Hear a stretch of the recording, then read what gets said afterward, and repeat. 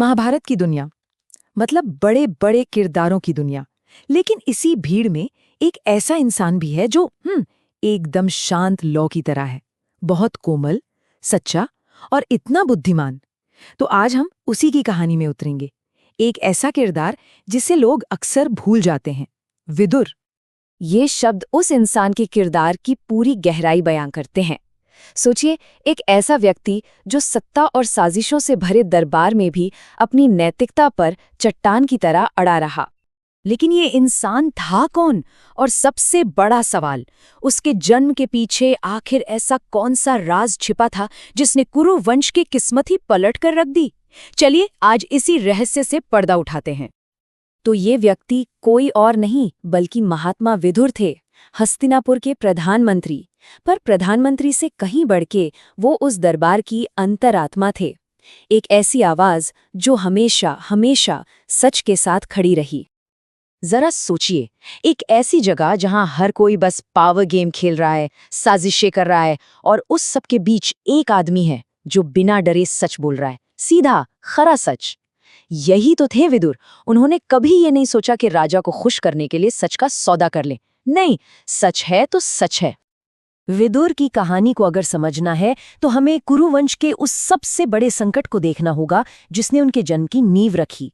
एक ऐसा राज्य जिसके पास कोई वारिस नहीं था। हुआ ये कि राजा विचित्रवीर्य की मृत्यु हो गई। अब सिंहासन खाली था और वंश खत्म होने की कगार पर आ गया था। राजमाता सत्यवती के लिए ये किसी बुरे सपने से कम नहीं था। उन्हें हर हाल में अपने वंश को बचाना था। तब उन्होंने एक ऐसा फैसला लिया जिसने सबको हैरान कर दिया। उन्होंने अपने पहले बेटे महान ऋषि व्यास को बुलाया और उनसे नियोग की प्राचीन प्रथा को पूरा करने के लिए कहा, ताकि दोनों विधवा रानियों को पुत्र मिल सके। और बस यहीं से कहानी में एक जबरदस्त मोड़ आता है। लेकिन ऋषि व्यास का सामना करना कोई बच्चों का खेल नहीं था। ये रानियों के लिए सिर्फ एक प्रथा नहीं थी, बल्कि उनके डर और उनके साहस की सबसे बड़ी परीक्षा होने वाली थी। देखिए, व्यास तो सालों से जंगल में कठोर तपस्या कर रहे थे। उनका शरीर रूखा था, बाल जटाओं जैसे उलझे हुए, और उनका तेज ऐसा जैसे कोई धधकती हुई आग सामने खड़ी हो। उनका ये रूप देख के किसी की भी रूह कांप जाए। और हुआ भी बिल्कुल वैसा ही। देखिए, डर कैसे किस्मत लिख देता है। जब व्यास बड़ी रानी अंबिका के पास पहुंचे तो वो इतना डर गई कि उन्होंने कसकर अपनी आंखें बंद कर लीं, और नतीजा, उनका बेटा धृतराष्ट्र जन्म से ही अंधा पैदा हुआ। फिर बारी आई छोटी रानी अंबालिका की। वो तो डर के मारे एकदम पीली पड़ गईं, और उनके बेटे पांडु की त्वचा पीली और कमजोर थी। देखा, डर का कैसा असर हुआ। 2 अधूरे वारिस मिले तो राजमाता सत्यवती निराश हो गई। उन्होंने व्यास से एक बार फिर कोशिश करने को कहा। लेकिन इस बार कहानी में एक ऐसी हीरोइन सामने आई जिसके बारे में किसी ने सोचा भी नहीं था। असल में दोनों रानियां दोबारा व्यास का सामना करने के नाम से ही कांप रही थीं। तो रानी अंबिका ने क्या किया? उन्होंने चुपके से अपनी जगह अपनी सबसे वफादार दासी को भेज दिया। ये एक ऐसा कदम था जिसने खामोशी से पूरे राज्य का भविष्य तय कर दिया। दोनों में जमीन आसमान का फर्क था।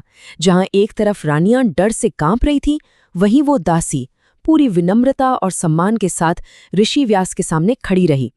ना उसने आंखें बंद की, ना वो घबराई। उसका मन एकदम शांत और पवित्र था। उस दासी के मन की ये ताकत और निडरता देखकर व्यास बहुत खुश हुए। उन्होंने उसे आशीर्वाद दिया, और ये सिर्फ शब्द नहीं थे। उन्होंने कहा, तुम एक ऐसे बच्चे को जन्म दोगी जो खुद धर्म का अवतार होगा। और इसी तरह विदुर का जन्म हुआ। लेकिन ठहरिए, विदुर की कहानी सिर्फ यही खत्म नहीं होती। उनके जन्म के पीछे एक ऐसा दिव्य रहस्य छिपा है जो बहुत ही कम लोग जानते हैं। बात यह है कि विदुर कोई साधारण इंसान नहीं थे। वो असल में धर्म के देवता यानी यमराज का अवतार थे, जिन्होंने धरती पर एक इंसान के रूप में जन्म लिया था। ये सोचने वाली बात है ना, कि आखिर धर्म के देवता को एक इंसान, वो भी एक दासी के बेटे के रूप में जन्म लेने की क्या जरूरत आन पड़ी? इसका जवाब एक बहुत पुराने श्राप में छिपा है। बहुत समय पहले एक ऋषि ने गुस्से में आकर यम को श्राप दे दिया था कि उन्हें एक मानव दास के रूप में जन्म लेना होगा। तो बस उसी श्राप को पूरा करने के लिए यम ने विदुर के रूप में जन्म लिया और कुरु महल में सच और धर्म की सबसे मजबूत आवाज बने। विदुर का जीवन इस बात का सबसे बड़ा सबूत है कि महानता जन्म से नहीं मिलती, ये तो इंसान के कर्म और उसके चरित्र से आती है। सोचिए, विदुर का जन्म एक दासी के घर हुआ तो उनका सिंहासन पर कोई हक नहीं था, फिर भी उनकी बुद्धि और उनका ज्ञान बड़े बड़े राजाओं महाराजाओं से कहीं ज्यादा था। वो कभी राजा नहीं बने, लेकिन असल में नैतिकता के सबसे बड़े शासक वही थे। उन्होंने अपनी पूरी जिंदगी क्या किया? राजा धृतराष्ट्र को सही रास्ता दिखाया, पांडवों को हमेशा बचाया और कौरवों के हर गलत काम के खिलाफ आवाज उठाई। वो विनाशकारी चौसर का खेल, उसके खिलाफ भी सबसे पहले उन्होंने ही चेतावनी दी थी। जब दरबार में सब चुप थे, तब सिर्फ विदुर की आवाज धर्म बनकर गूंज रही थी। तो आखिर में विदुर की कहानी हमें एक बहुत शक्तिशाली सच सिखाती है। महानता किसी के जन्म या खानदान से तय नहीं होती, ये तो किसी के मन की पवित्रता और उसके चरित्र की ताकत से आती है।